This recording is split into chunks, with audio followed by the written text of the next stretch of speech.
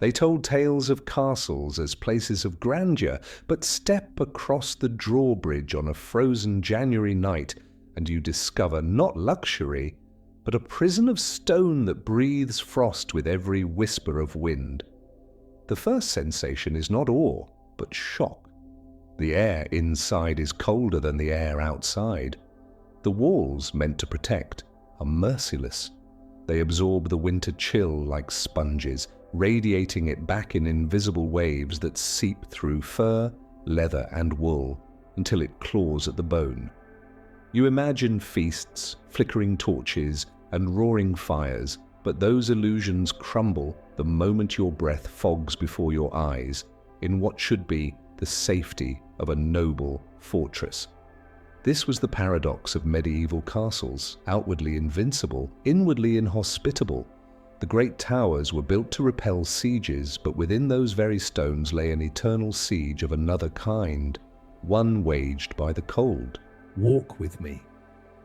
The sun has just dipped below the horizon and shadows swallow the courtyard.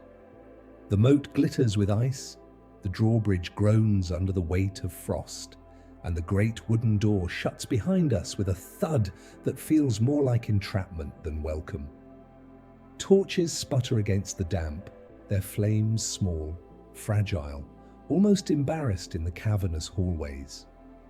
The floor beneath your boots is not simply cold, it is alive with cold.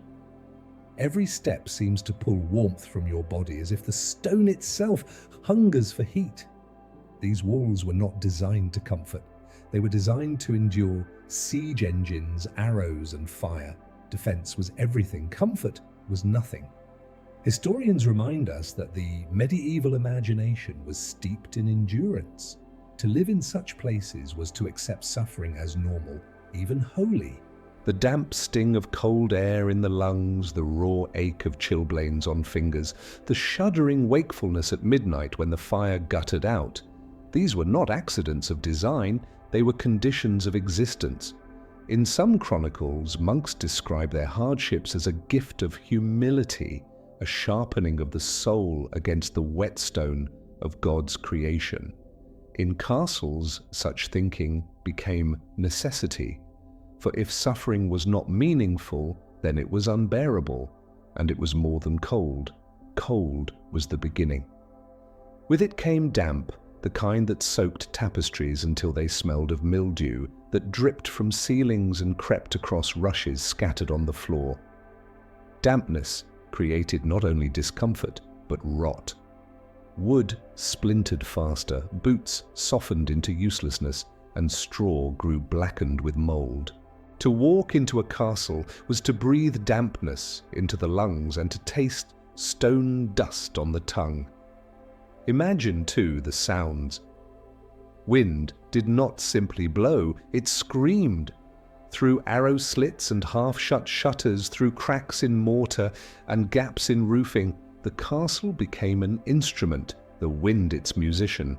At night, it groaned, whistled, even howled. Servants told stories of ghosts pacing the halls, of banshees wailing in the towers. In reality, it was the voice of air made stranger by stone, but the effect was no less haunting. Superstition thrives in places where natural hardship feels unnatural. This was not a home in the modern sense. It was a fortress where living was a constant negotiation with misery. The cold-shaped behavior, nobles huddled close to fires, their great halls filled with cloaks and steaming breath. Servants stole warmth where they could, sometimes punished for lingering too near a hearth, sometimes reduced to sleeping beside dogs or livestock. The body's instinct to cling to heat made social hierarchies sting even sharper. Those of status had furs and layers, those without endured near nakedness, and yet this suffering was hidden behind a veneer of pageantry. To dine in a hall glittering with torches, while icicles formed silently above the rafters, was to live in contradiction. The feast declared victory over nature, but every shiver reminded guests of defeat. Even in chronicles written by courtiers, one catches glimpses of complaint, Nobles remarking on frozen goblets, servants muttering about aching joints, letters describing guests who refused to remove cloaks even at table. Archaeology offers us subtle confirmations of this reality.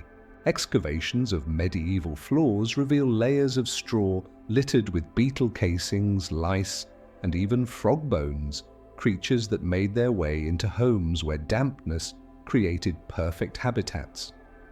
Wood ash scattered across some layers hints at desperate attempts to ward off both cold and pests. The castle, romanticized in popular imagination, was in truth a living ecosystem of frost, vermin, smoke, and stone. And still, people endured. This endurance is its own kind of testimony. In the philosophy of Hermetic thought, popular centuries later but rooted in older traditions, suffering transforms. Fire purifies, cold strengthens, hunger clarifies. If warmth was rare, then survival was an alchemy of its own. Nobles and peasants alike became practitioners of daily rituals of survival, stoking embers, layering wool, whispering prayers, and sharing body heat.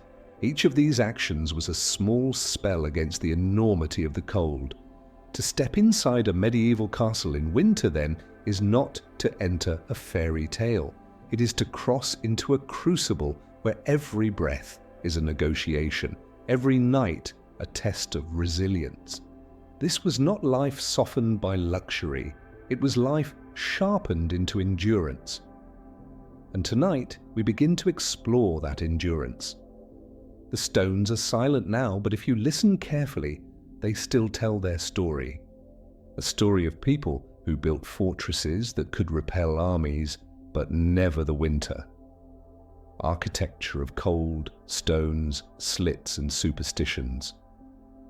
The walls rise around you like mountains, unbroken sheets of grey stone, thick enough to blunt a battering ram and high enough to taunt the sky. At first glance, this seems like security, the very image of strength. But in winter, those same walls become something else, a vast reservoir of cold. The stone does not protect you from it, it multiplies it. Step closer to the wall and touch it, and you'll feel not merely chill, but a strange kind of hunger, as if the stone drinks the warmth from your skin. Medieval masons built with limestone, sandstone, granite, materials chosen for durability, not comfort. These stones absorbed the icy air by day and released it by night, creating a climate indoors that was often harsher than the one outside. Unlike the timber houses of peasants, where thatch and clay packed heat into tight spaces, castles functioned like giant ice chests, keeping their residents in a state of constant shiver. Then there are the arrow slits, ingenious for defense, disastrous for warmth. Narrow vertical cuts in the wall, designed so archers could shoot while staying hidden, also served as perfect tunnels for the wind. When winter storms rolled across the landscape, these openings transformed the interior into an echo chamber of drafts. A knight might kneel by the slit to guard against an enemy, but on most nights, it was only the enemy of cold that came. Imagine walking through a corridor at night with a torch in hand. You turn a corner and suddenly the flame flutters as the air grows restless. A whistle builds, sharp as a knife. To your ears it is almost a voice, a murmur slipping through stone. Servants whispered of spirits haunting the towers, voices of the dead trapped in the walls. In truth, it was acoustics, the design of slits and chambers creating harmonics like a giant organ played by the wind. Yet the effect was so convincing that many feared the castle was alive with ghosts. Folklore, born of architecture. It's not hard to see why. Picture a long winter's night, no moonlight, only the groan of timbers and the hiss of icy gusts weaving through the walls. The mind, already exhausted from cold, invents explanations. A banshee crying in the rafters, an ancestor warning of misfortune. Even some nobles claimed to hear voices, their letters preserved in archives as half-confessions of fear. The castle's very design fed a culture of superstition, blurring the line between engineering and haunting. Modern archaeology uncovers evidence of attempts to fight back against this architectural chill. Wooden shutters were sometimes fitted over arrow slits, though ill-crafted and prone to gaps. Heavy cloths, often wool or felt, were draped over doors to block the draft, though these too absorbed moisture and grew heavy with mildew. In some castles, we find traces of secondary wooden walls, as though families tried to create a smaller, more manageable space within the vastness.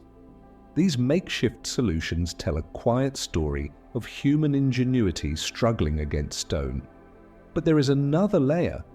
In sacred geometry, the belief that structures could embody cosmic harmony, castles were sometimes laid out not merely as fortresses but as symbols. The keep as a tower of strength, the walls as the body of a guardian, the chapel as its soul. Yet symbolic perfection was of little help when frost crept across the floor and turned water to ice in its jug. Sacred patterns could not warm frozen fingers. The beauty of geometry clashed with the reality of suffering. The anthropology of space teaches us something here. Architecture reflects priorities. For medieval lords, the priority was survival against human enemies. Comfort was a distant concern. The arrow slit, the murder hole, the battlement, each was a solution to war, not weather. Yet to those who lived inside, these same solutions became daily torment. The very features that made castles invincible from without made them inhospitable within. And so, life became a balancing act between awe and misery. You might look up at the towering walls and feel proud of their strength. But then the draft would snake down your back, chilling you to the marrow, and that pride would curdle into discomfort. This tension shaped medieval identity itself. Life was not about ease, but about endurance.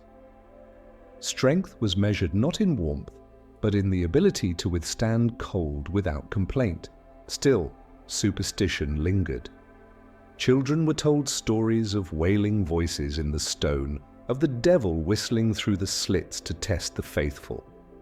Priests spoke of the cold as a trial, a reminder that earthly life was fleeting and only heaven offered true comfort.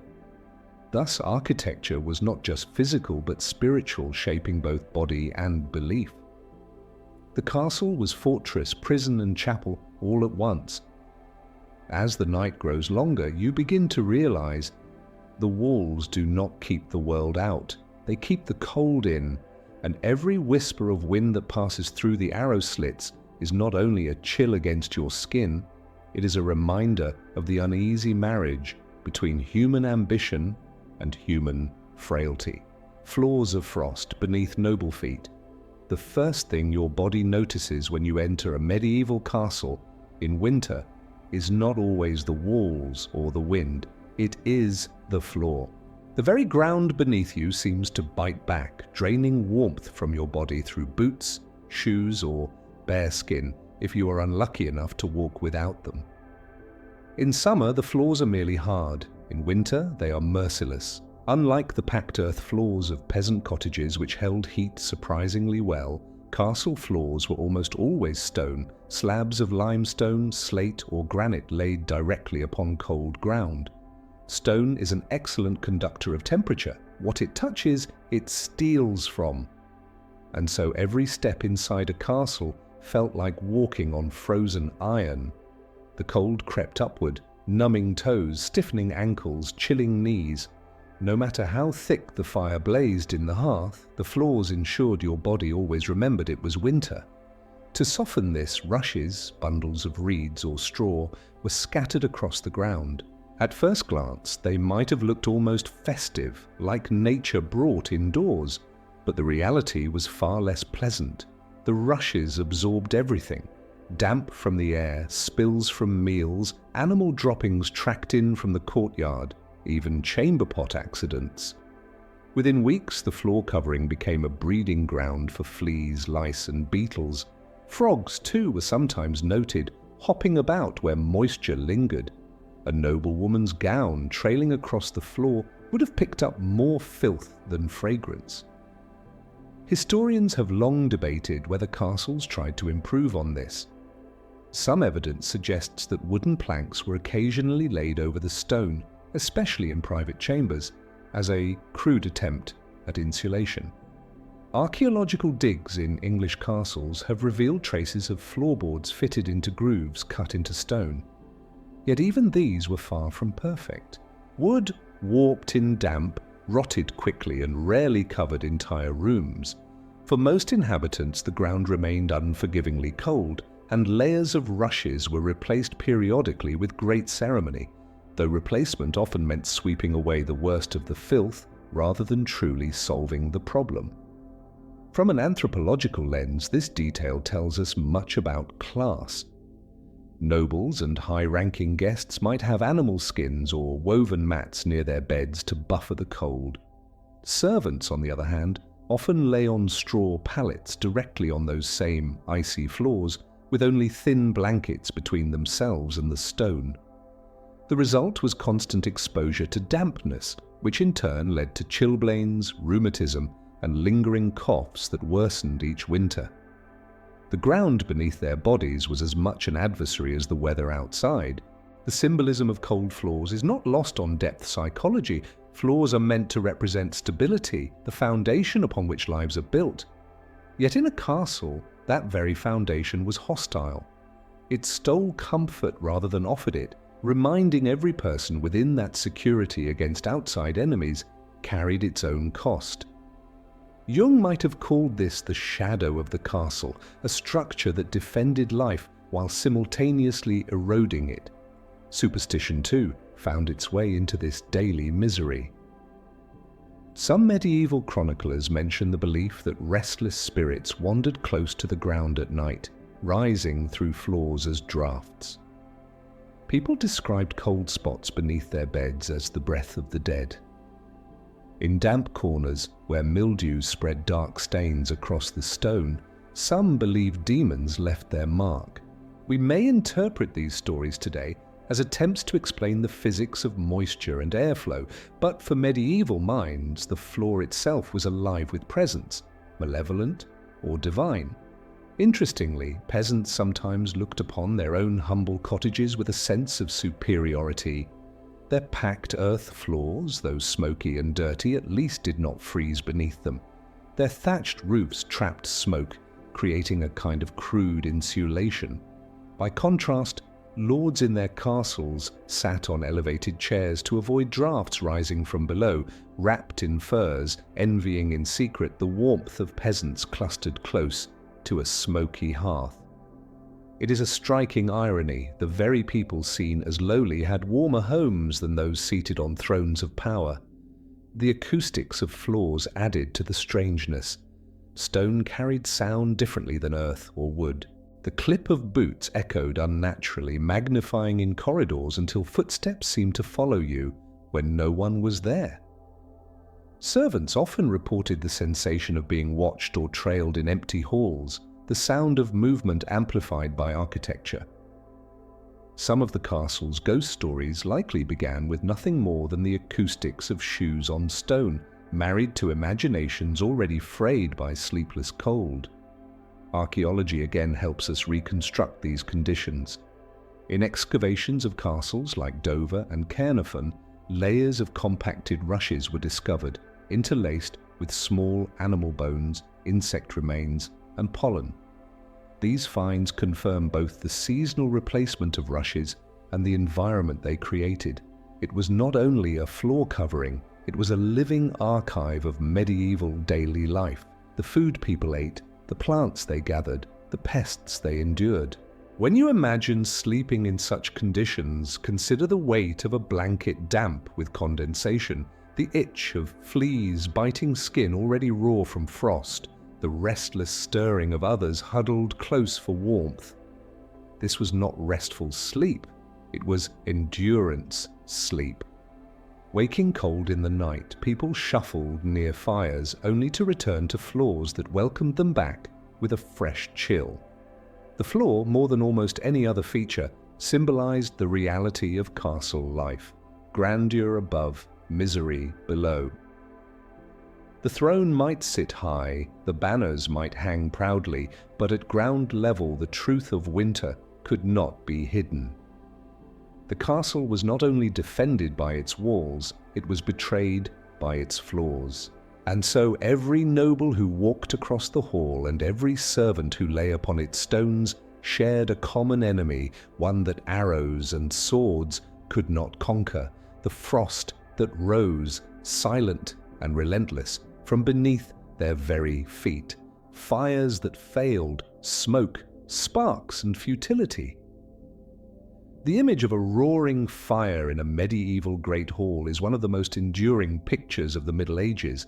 Paintings and modern films show nobles gathered around a hearth, wine in hand, laughter rising as flames dance against the stone. Yet the reality of those fires was far less comforting. They were impressive, yes. They were symbolic, certainly. But as for warmth, they failed more often than they succeeded. A hearth fire consumed vast quantities of fuel, wood, peat, or dried dung. Chronicles mention entire pine trees dragged into halls and fed to flames, their resin popping like fireworks. The blaze could reach high enough to blacken rafters and fill the air with sparks, yet within a few feet the cold returned. Step back more than an arm's length and you were shivering again. Castles were not designed to retain heat. Their cavernous halls, high ceilings and endless draughts swallowed warmth as quickly as fires produced it. It is telling that even nobles wore cloaks indoors. Guests dined at banquets with furs draped across their shoulders, goblets trembling in hands, stiff from the cold. Servants, poorly clothed, often hovered at the edge of the fire's reach, punished if caught lingering too close. Fires gave light, spectacle and smoke, but rarely comfort. That smoke was its own torment. Medieval fireplaces were designed less for efficiency and more for ventilation. The priority was to carry smoke upward and out, not to direct heat inward. Chimneys, still in their infancy, often worked poorly. Instead of drawing the smoke out, they sometimes funneled it back into rooms, filling eyes with tears and lungs with acrid sting. In manuscripts, we find complaints of nobles coughing their way through meals, of guests leaving feasts with headaches and burning throats. Candles and torches offered little improvement. Their light was golden, yes, flickering beautifully against tapestries and polished wood, but the warmth they gave off was negligible. Monasteries kept meticulous records of candle use, tens of thousands burned in a single winter. And yet, those countless flames could not alter the chill of stone. Imagine a room glowing with hundreds of candles, shadows leaping across the walls, and still your breath hanging visibly in the air. Fire was, in many ways, a performance. It reassured guests that their host had resources, the wealth to burn logs that peasants could never afford, but it was an illusion of power. For the body shivering in the draught, the blaze remained distant, symbolic rather than practical. To sit before it was to be reminded of how fleeting warmth could be, a brief reprieve before returning to the biting cold of the hall. Alchemy saw fire differently. In texts attributed to Hermes Trismegistus or Paracelsus, fire was not only physical heat but transformation itself, matter turning into spirit, base elements purified into higher forms. Within a medieval castle, that idea was almost cruelly ironic. The fire purified little. It blackened ceilings, smoked lungs, and consumed resources. The philosopher's flame promised enlightenment, but the hearth's flame promised only disappointment. Consider also the cost of fuel. A castle required entire forests to sustain its fires. Lords frequently quarried wood from their lands until forests thinned, forcing peasants to travel farther and farther for fuel. Peat bogs were harvested, dung collected, anything combustible pressed into service. Fuel was wealth, and lack of it meant greater misery. A noble who could not keep fires burning lost not only warmth, but prestige. To let your hearth grow cold was to confess weakness. This explains why fires were maintained even when they failed. A smouldering hearth at least looked like control, a statement of power, a beacon that said, "We command nature." Yet the illusion cracked easily.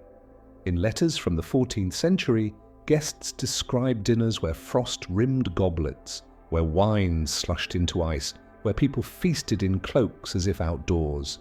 The hearth burned, but the cold still triumphed.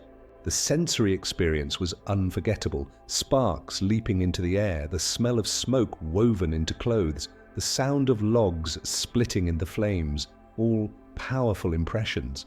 But so was the coughing, the eye-watering haze, the constant shifting of chairs to avoid the downdraft that made the fire's warmth unreliable. Fire was not the universal cure it appears in stories. It was one fragile defense among many, and often an ineffective one. Servants bore the worst of this. They fetched wood in endless trips, carried dung from stables, fanned embers when flames sputtered. They felt the lash of cold outdoors and the sting of smoke indoors, trapped between two forms of discomfort. In some records, punishments are noted for servants who dared to huddle by the hearth for warmth. The fire was not theirs, it belonged to the nobility, another symbol of hierarchy. Even survival was stratified. From a symbolic lens, the futility of fires reveals the tension at the heart of castle life. Light without warmth, smoke without comfort, power without peace. It was an architectural metaphor, one that whispered that strength is not the same as well-being. The fortress could defeat armies, yet it could not defeat frost. And so when you picture a medieval fire blazing in the night, imagine not luxury, but compromise. Imagine nobles in heavy cloaks, eyes watering from smoke, servants standing back with numbed fingers, sparks falling onto damp rushes that hissed rather than burned. The fire was never enough. It was always a candle trying to heat a cathedral, a defiance of nature that nature never stopped mocking. Clothing and human adaptations. If fire could not be trusted to chase away the cold, then the human body had only one other defense: clothing. In the harsh winter of a medieval castle, garments were not fashion statements alone. They were shields, sometimes effective, often inadequate. And just as castles revealed stark divisions of rank in stone and ritual, they revealed it again in layers of cloth, fur, and wool. The nobility dressed in furs that gleamed with wealth. Squirrel, marten, fox, and ermine lined their cloaks and hoods, turning the bodies of animals into armor against frost. The richer the fur, the greater the status. Court records describe fur so fine it was taxed, its presence signaling privilege even more loudly than heraldic banners. But wealth did not mean warmth. Even the grandest mantle could not stop the draughts that slipped under doors or the stone that leached heat from the feet. A nobleman in ermine still woke with stiff joints. A lady in velvet still felt her fingers numb while lifting a goblet. For servants, there was no such luxury. Their clothing was coarse wool, itchy, threadbare, often patched, until it was more repair than garment. They wore what masters cast off or what could be spun cheaply. Many had only 1 or 2 sets of clothing for the season, leaving them in garments that absorbed smoke, sweat, and damp until they were heavy and sour with use. Where nobles had furs against their throats, servants had nothing but rough collars that scratched skin, already raw from cold. Human ingenuity found its way into small acts of adaptation. Men stuffed moss into boots to fill gaps and soften the bite of frozen leather. Peasants wound straw around their legs as makeshift leggings. Woolen hoods were pulled low, not just against chill, but against smoke drifting from poorly designed hearths. In desperate times, people even lined shoes with animal hair, hoping the natural oils would hold back dampness. These improvisations remind us that survival was never elegant. It was resourcefulness pressed into service. And yet, even with such measures, cold always found its way in. Layer after layer was required: linen undergarments, wool tunics, outer cloaks, gloves if one could afford them. The wealthy sometimes wore silk beneath fur, not only for luxury, but because silk was believed to hold warmth. Still, layering had its limits. Too many garments made movement stiff, work awkward, and bodies overheated when tasks demanded effort. The result was a strange rhythm of life, sweating in one moment, shivering the next, never truly comfortable. Anthropology offers an insight here. Clothing was more than survival, it was also identity. A noble's cloak did not simply protect, it declared rank. To be seen without it was to risk shame.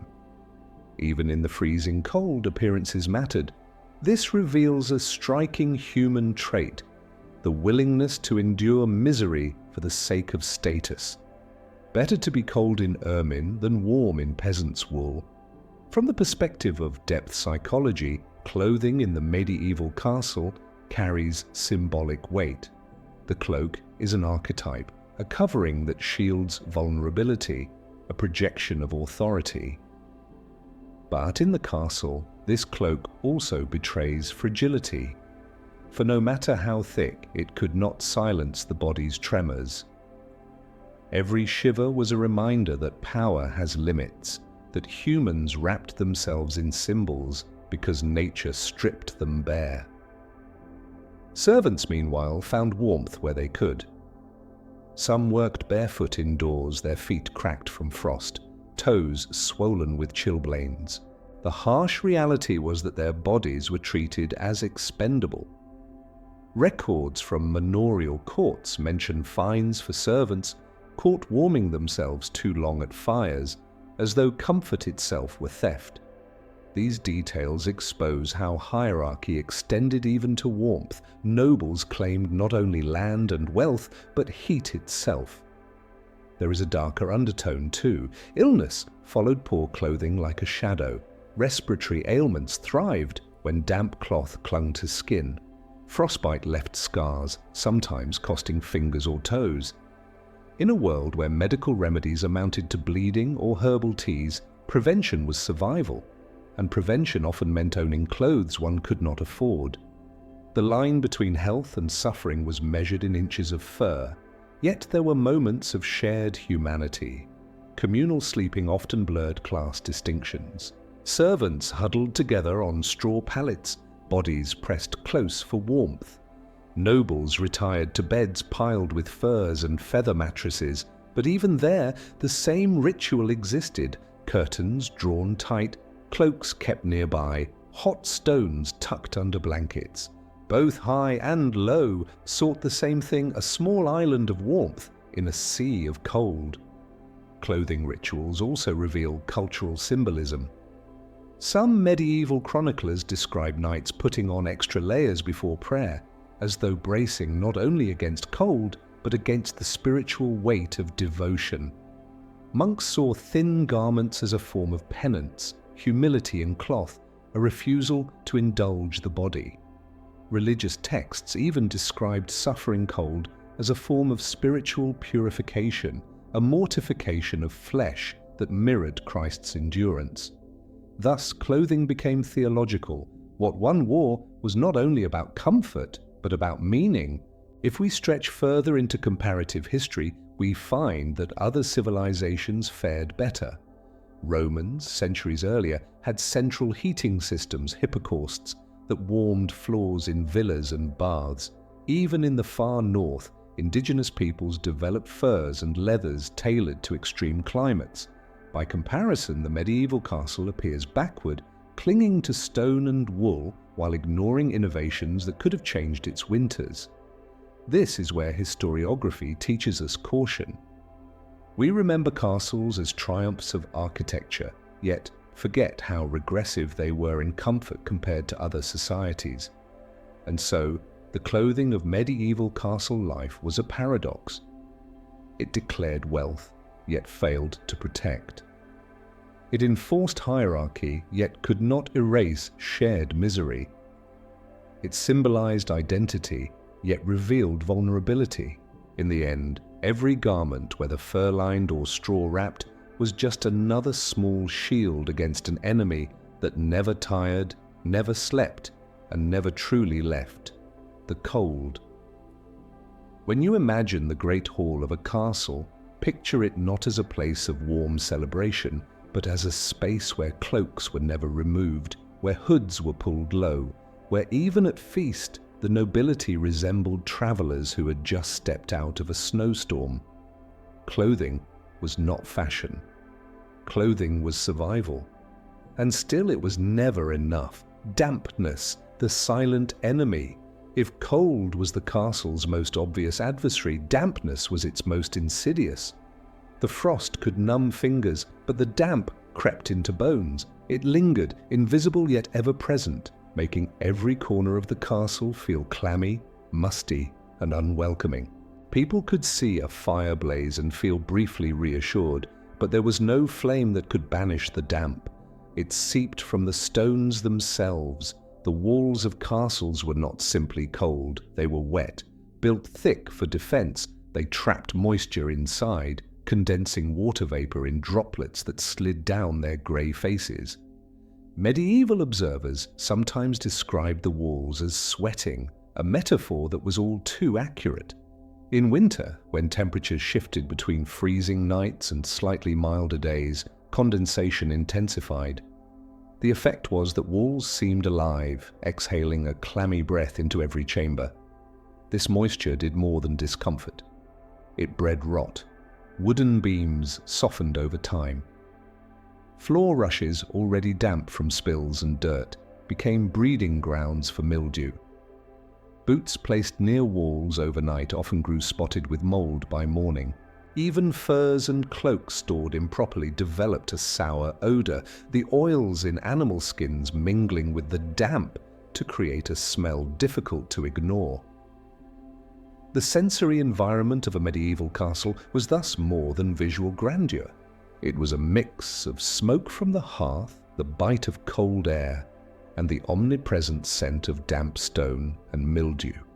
For modern ears accustomed to imagining castles as grand and majestic, this detail is jarring.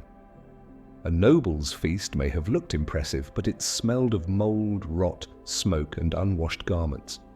Attempts to combat this were creative but rarely successful. Herbs such as lavender, rosemary, and thyme were scattered across rushes, not only to sweeten the air, but to absorb humidity. This practice hints at an early awareness of air quality, though the herbs did little more than mask odors temporarily.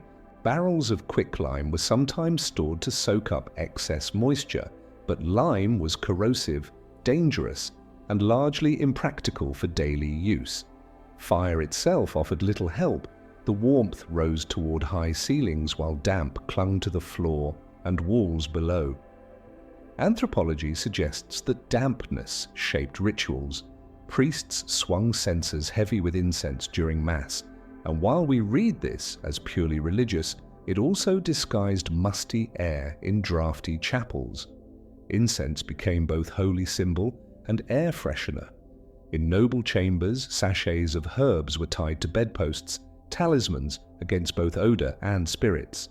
Some even believed certain herbs could ward off demons that crept in with the chill. From the lens of psychology, the impact of constant dampness cannot be understated. Cold can be endured if dry, but damp erodes resilience. It makes blankets heavier, floors slippery, and lungs more vulnerable. Medieval accounts of winter fevers likely describe respiratory illnesses aggravated by mold spores and the constant inhalation of moist, smoky air. Children coughed through the night, servants developed chronic ailments, and nobles complained of rheumatism, aches worsened by dampness in joints and bones. Comparative history shows that other civilizations fared differently. Roman villas, with their hypocaust heating, kept air dry as well as warm. In northern indigenous cultures, animal skins and tent-like structures were designed to minimize dampness. Yet the medieval castle, designed for siege rather than comfort, offered no such luxury. It was not ignorance that kept dampness in place, it was priorities. Defense outweighed health. Walls meant to stop arrows and catapults were also the walls that held in water vapor and rotted life from within. Superstition often arose from this hidden menace. People interpreted damp patches on walls as signs of curses or omens.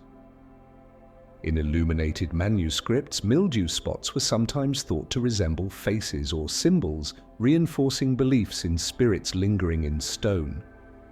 Stories spread of castles haunted not by ghosts of men but by the spirits of the stones themselves, restless from the constant weeping of their walls.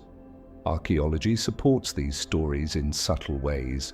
Examination of preserved timbers from castles reveals fungal growth rings, evidence of wood compromised by moisture long before collapse. In some cases, entire chambers became uninhabitable, forcing nobles to retreat into smaller, drier quarters. This may explain why private chambers grew more common over time, an attempt not only to claim privacy, but to escape the damp vastness of the Great Hall. And still, the damp carried social weight. Nobles at least had layers of furs and feather beds that absorbed some moisture, creating small pockets of relative dryness.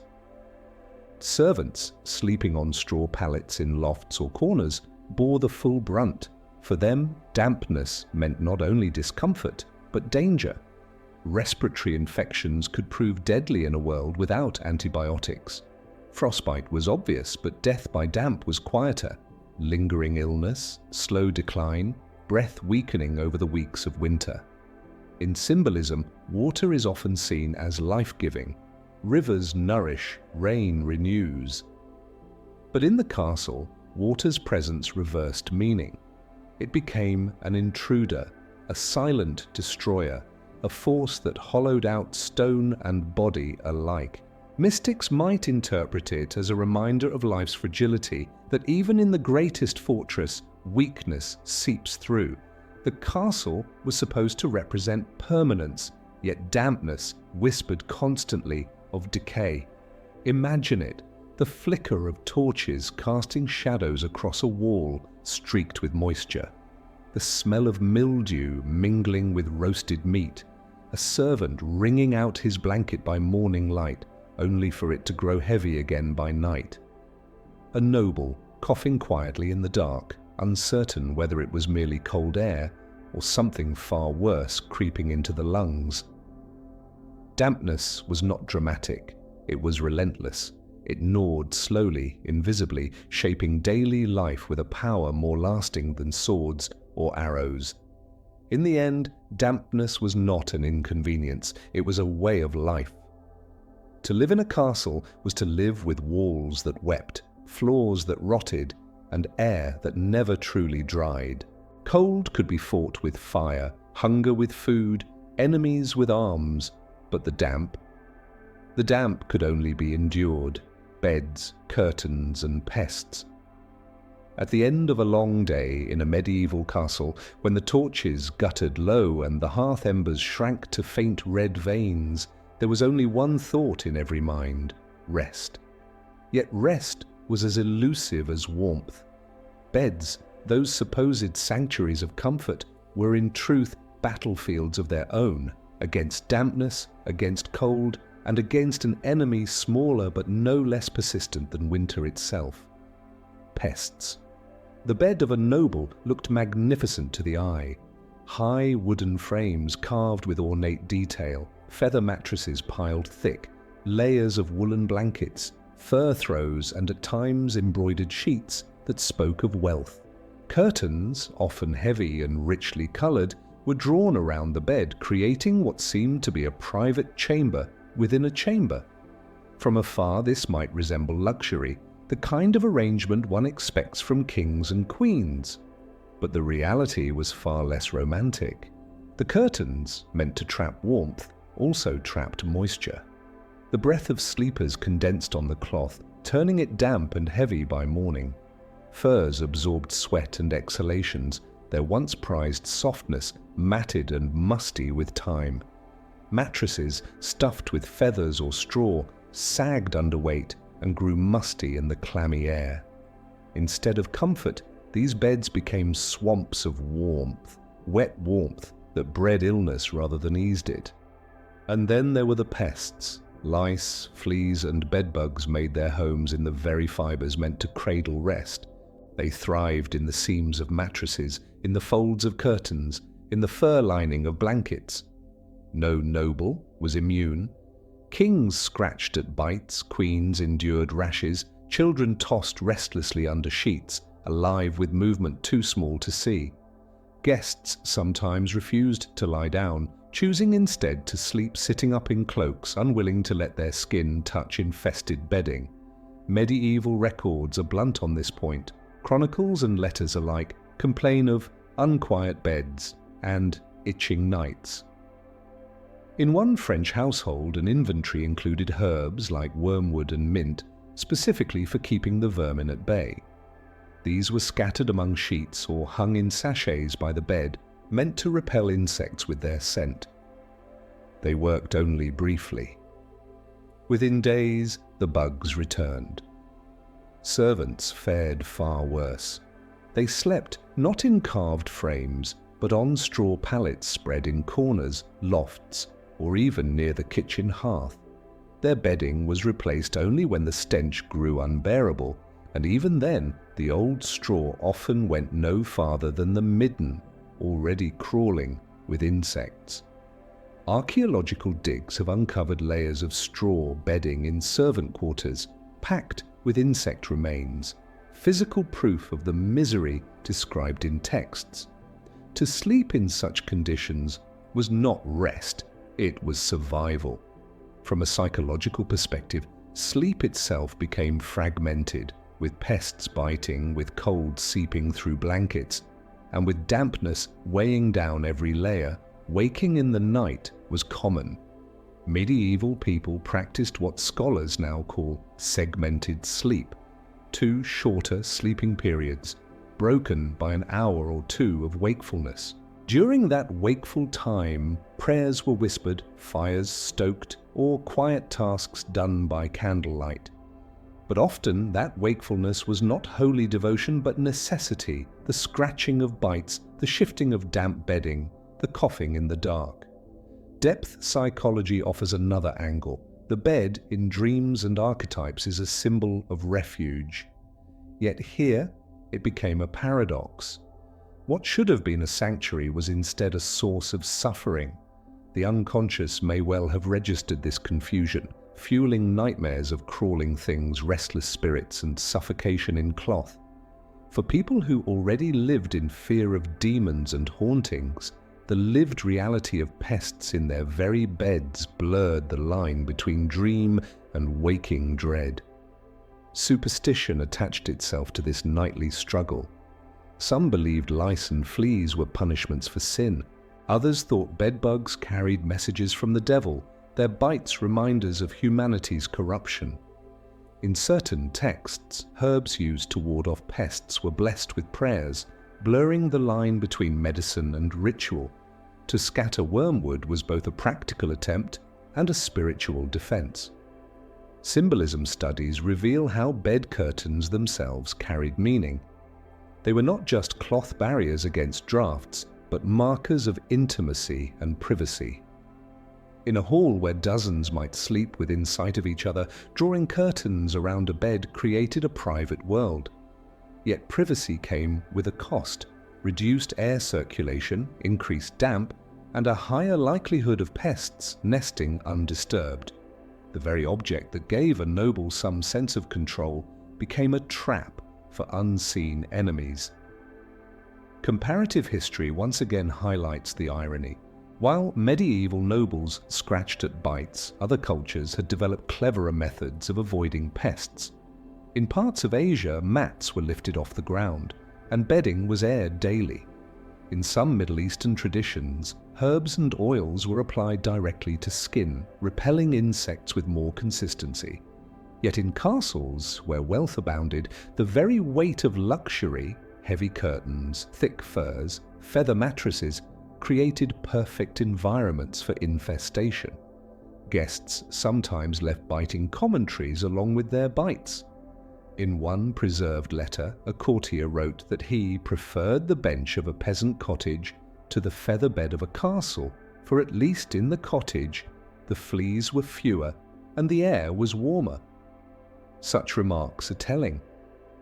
They remind us that luxury is not always synonymous with comfort. In many ways, the humble peasant hut offered a night's rest that the most elaborate castle bed could not. Imagine yourself now lying in a noble bed. The mattress sinks unevenly beneath you, feathers clumping with damp. The air is heavy, curtains brushing against your cheek with cold moisture. Somewhere near your ankle, a sting erupts.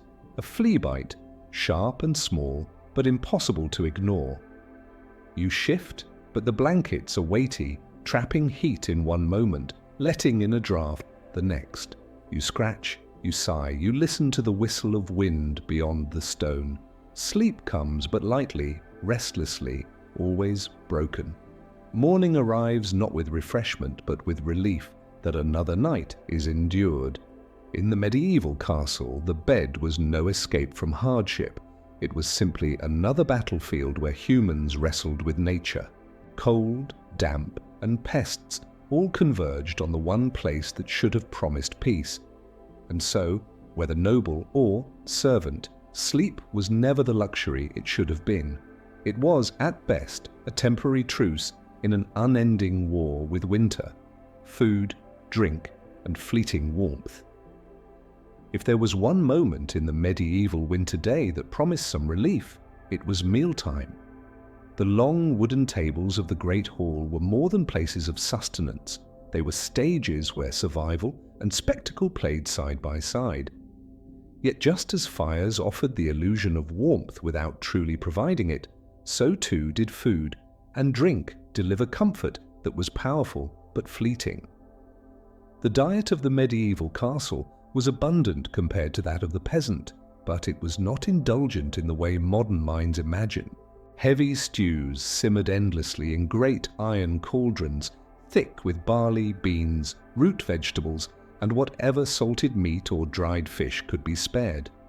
Bread, dense, coarse, and often baked with ground peas or acorns when wheat was scarce, was a daily staple, filling stomachs, if not lifting spirits. Nobles had access to venison, boar, swan, or even peacock during feasts, but those were rare displays rather than everyday meals. The true role of food in winter was not luxury, but heat. A bowl of steaming pottage placed between numb hands sent warmth flooding into fingers, if only for a moment. The first spoonful spread down into the chest, creating an illusion of inner fire. Medieval people knew this warmth was temporary, but in the face of endless cold, even a short reprieve felt like victory.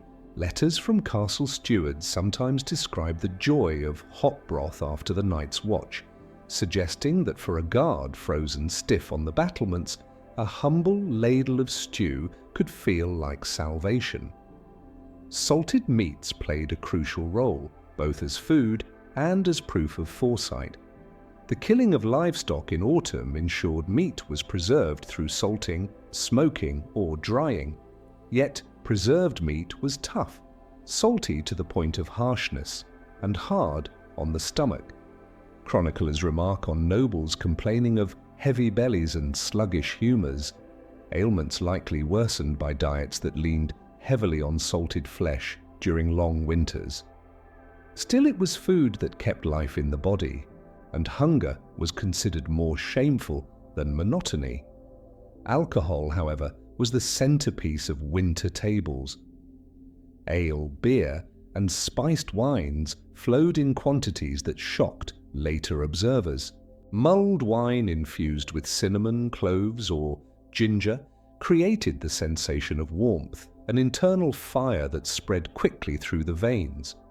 Nobles praised it as medicine against chill, and physicians of the day sometimes prescribed warm wine for colds and coughs. Yet modern science reveals the irony: alcohol lowers core body temperature. What seemed like warmth was actually deception, a false friend that made people feel invincible against frost even as their bodies cooled more dangerously. Still, in the moment, the illusion was enough. There is symbolism in these rituals of food and drink. Anthropologists note that communal feasting acted as psychological defense against the hardship of environment. To eat in company was to push back the loneliness of cold nights, to declare, through laughter and noise, that the castle was not defeated by frost. In this sense, meals were as much about morale as sustenance. Banquets carried political weight too, proving that a lord could not only protect, but provide, even in the harshest season. Food was power displayed on the table. Yet the cold crept into these rituals regardless. Chronicles describe icicles forming inside great halls, dripping slowly above diners' heads. Bread stiffened before the meal ended, and meat cooled to an unappetizing hardness. Guests wore cloaks at table, breath visible as they raised goblets. Servants hurried bowls of stew to nobles before they lost their steam, a race between heat and stone. Imagine sitting in a hall lit with 50 torches, yet still seeing frost glisten along the edge of your plate. Comparative history once more reveals the irony. In Roman times, underfloor heating warmed dining rooms. In Viking halls, long central fires created smoky but genuinely warm spaces. Yet in the castles of medieval Europe, despite their grandeur, feasts were spectacles draped in cold. The contrast between wealth on the table and discomfort in the body was sharp. Spiritual meaning was often attached to food. In the Christian calendar, feasts marked holy days when rich fare contrasted with the fasting of Lent or Advent. The act of eating itself was framed as both necessity and devotion, tying the physical need for warmth to the spiritual need for communion. Spiced wine, for instance, was not just pleasure but also symbolic of sacred fire, a reminder of divine warmth even in the darkest season. Yet the same feast that proclaimed joy also revealed inequality.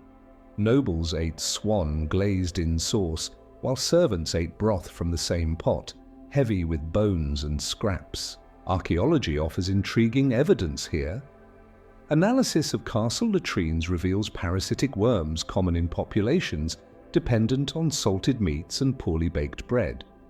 Animal bones from feasting pits show marks of butchery that indicate both extravagance and thrift. Grand cuts for nobles, marrow-cracked bones for servants. Even food, the comfort of winter, bore the signature of hierarchy. The psychological effect of mealtime should not be underestimated. Cold strips people of resilience. Hunger compounds the despair. To sit together to share a steaming dish was to reclaim a sense of humanity. Storytelling, song, and even prayer often accompanied winter meals. These rituals gave warmth of a different kind, social warmth, a sense of belonging stronger than the fire in the hearth. And yet, once the feast ended, the illusion collapsed. The bowls emptied, the candles guttered low, and the cold reclaimed its ground. Guests stood from the benches, their joints stiff, their breath fogging once more. The warmth of food lingered only minutes, fading as quickly as it had come. Nobles returned to their curtained beds, servants to their straw pallets, both equally vulnerable to the long hours of winter night. In the end, food and drink in a medieval castle were not solutions, but interruptions. They did not conquer the cold, they postponed it. For a brief span of time, a spoon of stew or a swallow of spiced wine gave the illusion of comfort, a small rebellion against the stone and the frost. But the cold was patient. It always waited, always returned. And so meals were cherished not because they solved winter's misery, but because they reminded people they were still alive within it. Servants' struggles, barefoot in frost. If nobles endured the castle winter with furs, cloaks and feather beds, the servants bore it with bare feet, rough wool, and unending labor. Their lives inside the same walls tell us the truth most histories soften. The cold of a medieval castle fell hardest on those who worked hardest, and their suffering was often invisible to the glitter of feasts or the rhetoric of power. Servants rose before dawn when the chill was sharpest. The fire from the night before had long since died to ash, and the first task was to coax it back to life. Fingers stiff with cold struck sparks from flint, breath held close to tinder in desperate attempts to ignite a flame. Imagine doing this while your toes pressed into frozen stone, the floor so cold it burned. Some servants wrapped rags around their feet, others worked barefoot altogether, their skin cracked and raw, bleeding in silence because to complain was to risk punishment. The clothing they wore was no shield. Coarse wool tunics itched against the skin, patched repeatedly until threadbare. Cloaks, if owned at all, were thin and heavy with damp. Gloves were rare luxuries. Many servants labored with bare hands, red and swollen from cold water used to scrub floors or clean chamber pots. The contrast was brutal. Nobles dined in ermine, while the hands that served them shook uncontrollably from chill. Hierarchy dictated more than comfort. It dictated access to heat itself. Hearths blazed in great halls, but servants were often ordered to stand back, to circulate among tables or hover by doors where draughts howled. Warmth was a privilege, not a right. Records survive of servants being scolded for warming themselves too long at the fire. One account from a 15th century household mentions fines for kitchen boys who lingered by ovens after work, as though comfort stolen from the fire was an act of theft from their lord. Sleeping was no reprieve. Servants lodged in cramped lofts above kitchens, in corners near stables, or even in windowless cellars. They slept on straw pallets, sometimes directly on the stone. Blankets, when available, were thin and often shared between several people.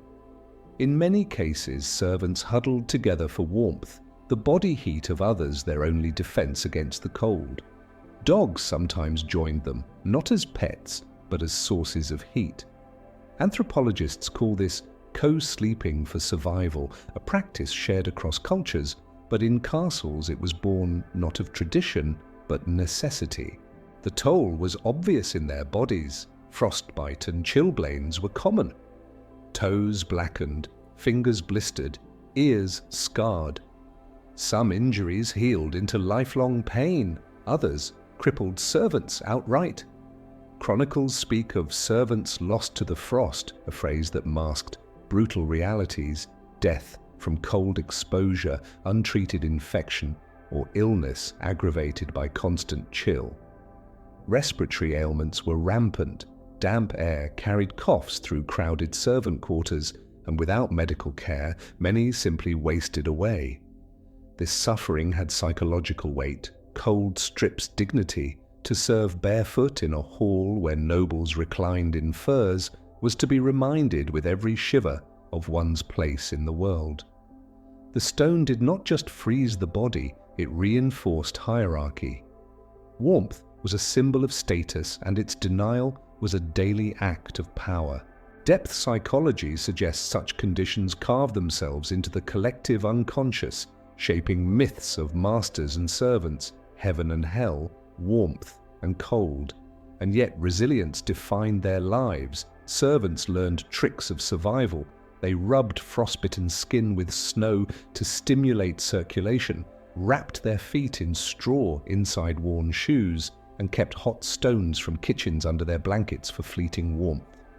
They sang while working in the cold, not merely for rhythm but to keep spirits alive. Work songs, many now lost, were not entertainment, but medicine. Superstition mingled with survival. Some believed frostbite was punishment for laziness, a sign that one had displeased their master or even God. Others carried charms, small crosses or tokens, believing these could shield against the bite of winter. Such beliefs gave meaning to suffering, transforming random pain into moral lesson. When life offered no remedy, meaning itself became survival. Archaeology lends voice to this forgotten class. Excavations of servant quarters reveal layers of soot, fragments of cheap pottery, gnawed bones, signs of meagre meals eaten quickly near workspaces. Skeletons found in castle grounds sometimes show stunted growth, evidence of malnutrition, or arthritic joints worn by heavy labor from an early age. Many died younger than their noble counterparts, their bodies bearing the scars of lives lived in cold and toil. Ethnohistory helps us read between these lines. Across cultures, those closest to the ground, the farmers, the servants, the slaves, absorbed the worst of environmental hardship. The medieval castle was no different. Its grandeur was built on backs that bent under labor, hands that blistered in frost, and feet that cracked on frozen stone. Their endurance was the hidden foundation of power, their suffering the silent cost of nobility's survival. And yet it is here we glimpse the stark humanity of castle life. In the long winter nights, when servants lay crowded on straw, they told stories. Folk tales of animals that spoke, of spirits in the wind, of summers that would return. Oral traditions preserved in later writings suggest that these stories were not only entertainment but resistance, a way of weaving warmth from words when the body had none. Narrative became a fire that did not need fuel. Imagine now the life of one such servant. Rising in darkness, feet raw against frozen stone. Carrying water so cold it sliced the skin. Standing by the fire but never allowed to touch it. Sleeping on straw alive with pests, pressed against the body of another for warmth. Waking to coughs, to hunger, to another day of labor. And, through it all, enduring. For endurance was all that was possible.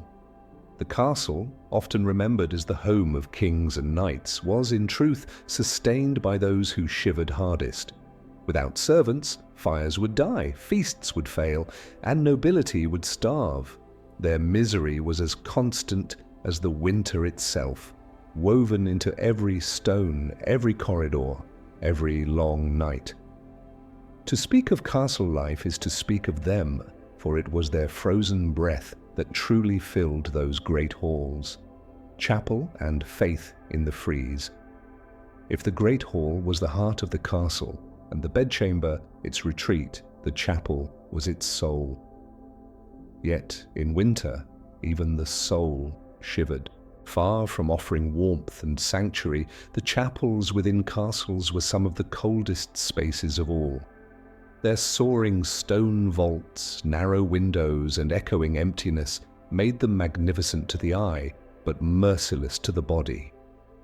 Step inside one on a January morning, and you would feel it instantly. The stone floor beneath your boots was not merely cool, it was biting, like ice pulled up from the earth itself. Your breath rose in clouds, mingling with the incense smoke drifting lazily from a swinging censer. The air smelled sweet with resin and spice, but that sweetness masked something, the damp mildew of walls that wept through the night. Every prayer uttered was accompanied by the sound of teeth chattering softly in the pews. For nobles and servants alike, worship was not a matter of comfort, it was endurance. Hours of standing in draughty chapels, bodies stiff and numb, fingers gripping prayer beads as though the very motion might generate heat. Manuscripts describe worshippers clutching bricks warmed in the hearth before Mass, holding them under cloaks to keep their hands alive through long services. The image of devotion is vivid. Piety, measured not only in words, but in the ability to withstand cold without complaint. This intertwining of faith and suffering was no accident. Christian thought in the Middle Ages often cast the body as an instrument to be humbled. To endure discomfort was to imitate Christ, who suffered for humanity. Monks in particular embraced this. Some chose to sleep in chapels during winter, not in pursuit of warmth, but as a form of humility, stripping themselves of earthly comforts to sharpen their spiritual focus.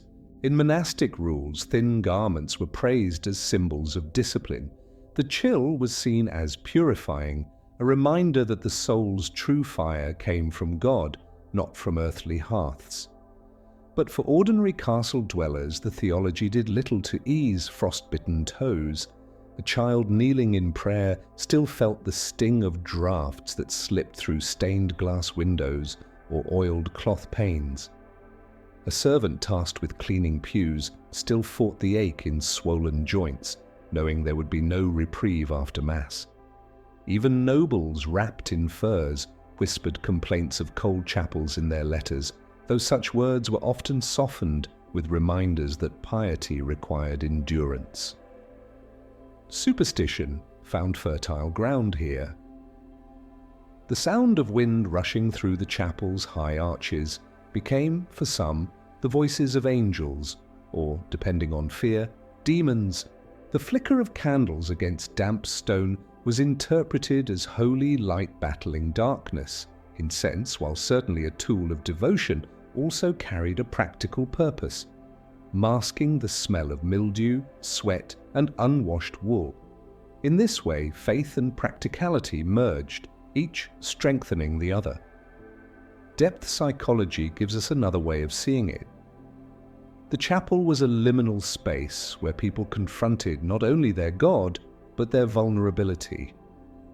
Cold stripped away illusions of strength. Kneeling on freezing stone reminded each person of their fragility, their dependence on powers beyond their control. In such a space, the collective unconscious painted the experience as holy. Suffering was reinterpreted as meaning, discomfort transformed into virtue. Archaeological evidence confirms how inhospitable these chapels were. Excavations of castle chapels often reveal thick layers of soot clinging to ceilings, residue from torches and candles burned constantly to fight gloom. Floor tiles worn smooth by knees and boots suggest long hours of prayer in bitter cold. In some chapels, remnants of heated bricks have been found, cracked from repeated warming and cooling, silent testimony to hands that once clutched them in desperation. Comparative religion widens the contrast. In Byzantine churches, mosaics glittered under domes warmed by braziers. In Islamic architecture, mosques often incorporated courtyards designed for airflow and warmth. But the medieval castle chapel remained stark, designed for solemnity and defense, not human comfort. Its purpose was symbolic, to remind worshippers of the grandeur of God and the smallness of man. That smallness was felt most keenly when one's body trembled uncontrollably with cold.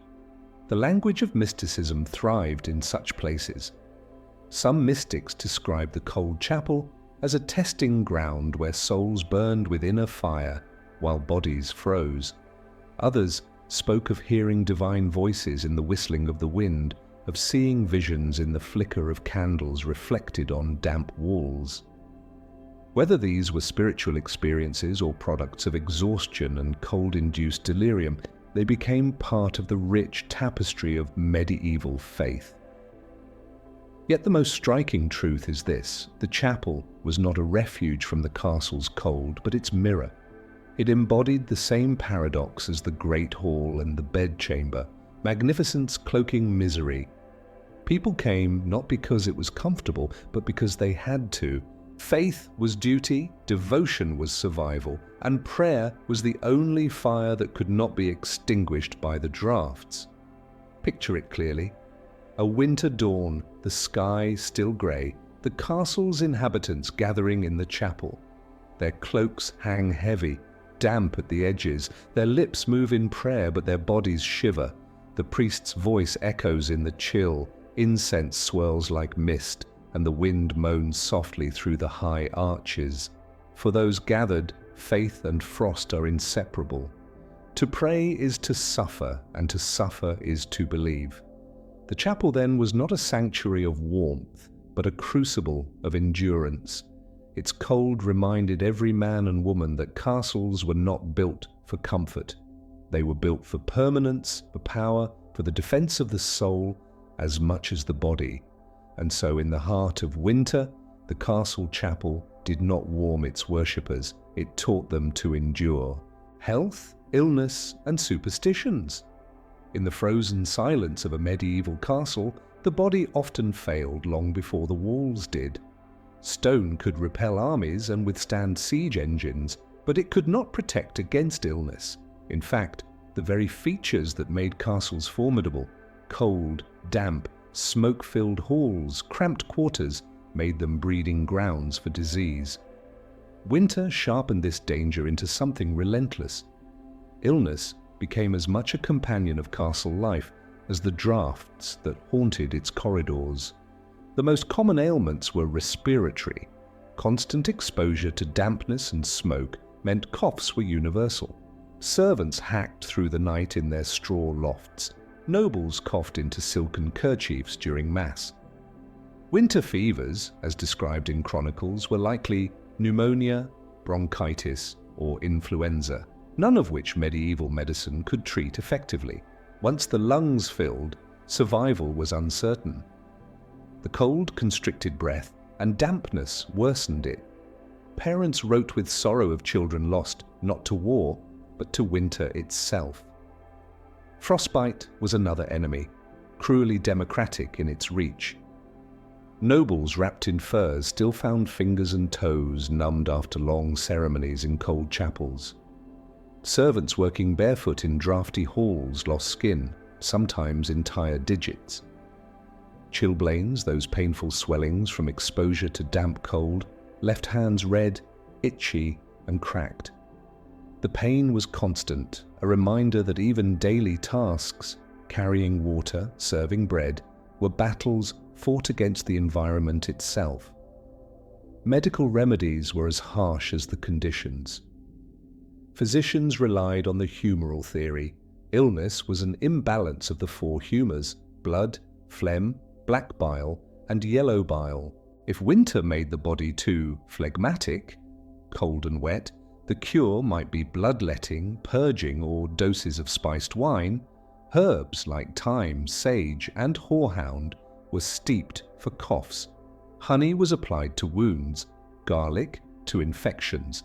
These treatments occasionally helped, but more often they soothed symptoms rather than cured causes. Alcohol was seen as medicine as much as pleasure. Mulled wine was prescribed for chills, ale for digestion, strong spirits for reviving the humours. The warmth it provided was fleeting, but it gave the illusion of vitality. Physicians even recommended drinking before sleep to keep the body strong against cold. Yet this reliance often worsened illness, weakening immune systems and deepening dependence on a false cure. Superstition filled the gaps where medicine failed. Disease was explained as punishment for sin, or as the touch of spirits riding the draughts through stone halls.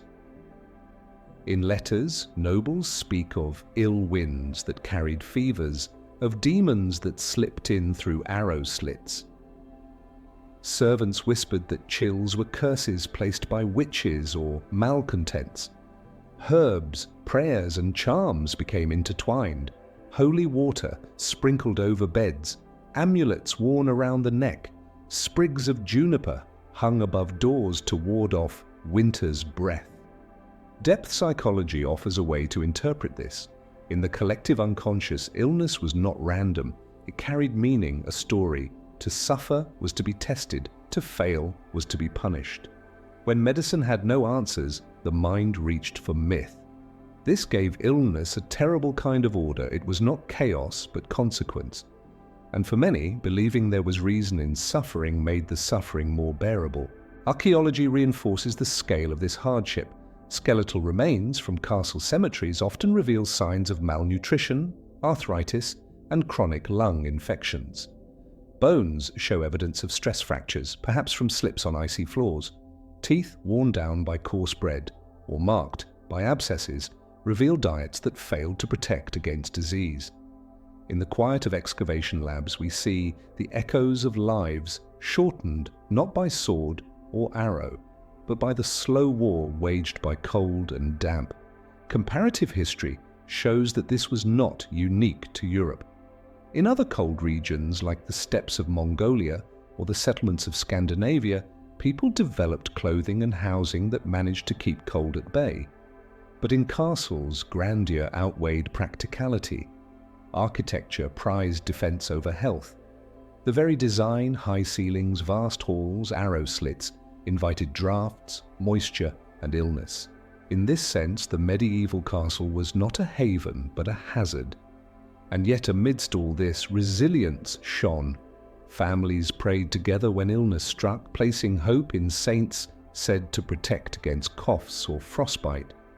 The cult of Saint Blaise, patron saint of throats, flourished in these centuries. His feast day was celebrated with rituals aimed at curing coughs and protecting lungs. People turned suffering into ritual, ritual into meaning. Even the most ordinary cough became part of a cosmic struggle between health, sin, and salvation. Servants bore the greatest cost. Malnourished, poorly clothed, and constantly exposed, they succumbed most quickly. Many deaths were unrecorded, their lives too humble for chroniclers. But their absence in records is itself telling. They were invisible in life, forgotten in death, and yet it was their bodies that absorbed the worst of castle winters. Imagine it clearly, a noble child coughing in silks, a servant wheezing through the night in straw, both listening to the wind whistle through stone, as if mocking their fragility. A physician arrives with a pouch of herbs, mutters prayers, applies leeches perhaps, but the cough continues. The frost bites, the damp lingers, the fever rises, and still life must go on. The castle does not pause for illness. Servants must work, nobles must rule, mass must be held.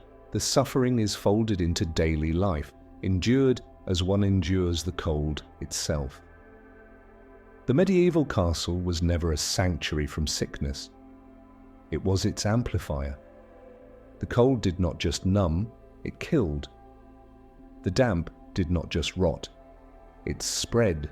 Illness was not an interruption but a rhythm, as much a part of winter as the snow outside, and because medicine failed, faith and superstition stepped in, weaving meaning where knowledge could not. Thus, health in the medieval winter was not measured in cures, but in endurance. To survive was to outlast, to interpret every cough, every fever, every frozen finger as another test in a world where the castle protected against men, but surrendered its people to the mercy of nature. Animals and shared warmth. When the fires failed, the food cooled, the beds crawled with pests, and the chapel echoed with shivering prayers, there remained one source of warmth that was simple, primal, and utterly human: the heat of other living bodies. In the harshest winters, when stone and frost seemed to conspire against life itself, survival in castles often depended not on architecture, not on wealth, not even on faith, but on closeness. For nobles, this meant thickly curtained beds shared by husband, wife, children, or even trusted companions. The feather mattresses piled high with furs created what some historians call microclimates, small islands of warmth within a sea of cold air. Curtains drawn around the bed were not simply for privacy. They were barriers against drafts, trapping the exhaled heat of bodies until the chamber within grew tolerably warm. Still, these small havens were fragile. The moment the curtains opened or the fire guttered out, the cold swept back in, merciless and immediate. For servants, survival was even more communal. Straw pallets were shared by 3, 4, sometimes more, huddled close for warmth. Dogs often lay among them, not pampered pets, but fellow survivors. In some cases, goats or sheep were allowed into servant quarters for the same reason, their body heat raising the temperature just enough to stave off frostbite. Accounts from the 13th and 14th centuries occasionally describe the stench of animals within walls, but behind those words lies a quieter truth. Without the animals, some humans would not have survived the night. Archaeological evidence supports this picture. In castle byres and outbuildings, the bones of livestock suggest winter sheltering inside walls, animals brought in not only for protection, but also for heat. Traces of dung layers beneath certain chambers hint at nights spent side by side, beast and human alike, breathing into the cold, sharing warmth without ceremony. To modern sensibilities, this may sound unpleasant, but in an age where water froze in jugs left indoors, such practices were as practical as they were necessary. There is a symbolic resonance here that depth psychology helps us recognize. In myths across cultures, animals embody primal energies, loyalty, endurance, sacrifice. To share sleep with them in the cold was to blur the line between human and beast, to acknowledge dependence on what was supposedly lesser. Yet in this humility lay survival. The noble may have ruled the animal by day, but by night, both breathed the same frosty air, both gave off the same fragile warmth. This closeness extended beyond animals. Families, both noble and servant, often slept side by side in winter, breaking the modern notion of private sleep. Children curled against parents, servants against one another, hands seeking the warmth of another's skin. The body became not only the vessel of life, but the hearth itself, sustaining others as much as itself. In anthropology, this is called thermal cooperation, using human proximity as a defense against cold. In castles, it was not theory, it was necessity. Superstition clung to this practice as well. Some believed that the warmth of animals carried spiritual protection. Dogs, in particular, were thought to guard against spirits of the night, their presence a shield both physical and metaphysical. Others feared that sleeping too close to animals blurred the boundary of the soul, exposing humans to bestial influences. But such fears paled before the urgency of survival. When the wind howled through arrow slits and frost spread across the stone, philosophical debates dissolved. Warmth mattered more than purity. Comparative history underscores this humility. In peasant huts, chickens roosted in rafters, pigs dozed near hearths, families pressed together under smoky, thatched roofs. And often, peasants were warmer than the lords they served. Their cottages, though crowded and pungent, trapped heat in ways castles could not. Nobles envied this, as letters reveal. "The cotter sleeps warmer than the king," wrote one observer with bitterness. Grandeur, it seemed, could not buy comfort. The castle's paradox is clearest here. Built as fortresses of power, they forced even their rulers into reliance on animals, servants, and children for survival. Strength did not lie in walls or wealth, but in breath, shared in the dark.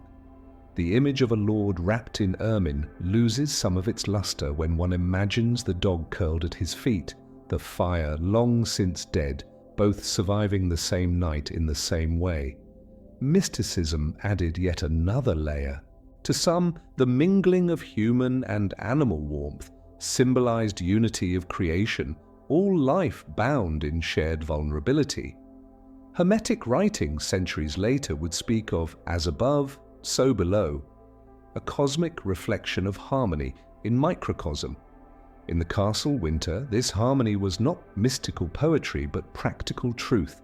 The body heat of beasts was as sacred as the prayers of chapels, for both kept souls alive until spring returned. Imagine the scene. A servant lies on a straw pallet pressed between two companions, a dog nestled against his legs. The straw crackles faintly as bodies shift, breath rising in slow clouds that merge in the dark. Across the hall, nobles draw their curtains tighter, whispering small complaints of cold, even in feather beds. The wind groans through stone, a low, mournful voice. And yet, in this mingling of breath and warmth, there is resilience. The castle may be stone, but life inside is fragile flesh bound together against the siege of winter. In the end, it was not fire alone, nor feasts nor faith, that carried people through the castle winter. It was proximity, the unspoken agreement that bodies would keep each other alive, the grandeur of banners, the solemnity of chapels, the glitter of feasts, all were illusions of strength. The real fortress was the warmth passed from one body to another, human or animal, in the long, merciless nights. And so we see the final truth. Medieval castles were monuments of power, but not of comfort. They proclaimed dominance to the outside world, yet inside, their inhabitants relied on the simplest, most ancient survival strategy known to humankind. Not architecture, not wealth, not even prayer, but warmth shared in the dark, breath mingled in fragile defiance of frost.